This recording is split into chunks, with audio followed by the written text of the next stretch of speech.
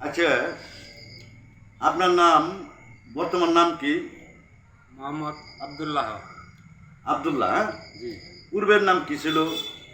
পূর্বের নাম ছিল গণেশ, শ্রী গণেশ। গণেশ। আপনি ইসলাম ধর্ম গ্রহণ করেছেন, জি।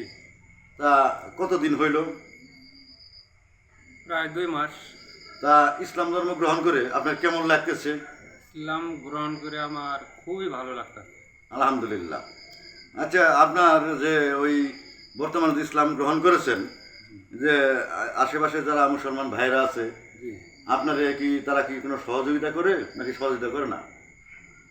আশেপাশে আমার যত মুসলমান ভাইজন আছে তারা রক্তের ভাইয়ের চেয়ে বেশি দেখতেছে। আচ্ছা, তাই অনেক ভালো। তা আপনি যদি ইসলাম ধর্ম গ্রহণ করেন, আপনি কি থেকে উদ্বুদ্ধ হয়েছিলেন প্রথম যে আমি এটা থেকে ইসলাম গ্রহণ করলাম? ইসলাম আপনার শান্তির ধর্ম, শুনি আসলেই শান্তি আছে।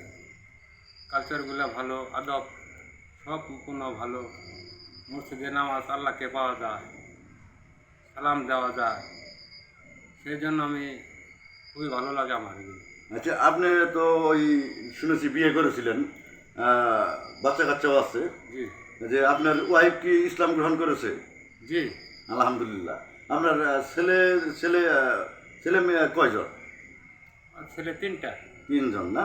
3জনের মধ্যে কি সবাই ইসলাম গ্রহণ করেছে? জি না। কয়জন গ্রহণ করেছে?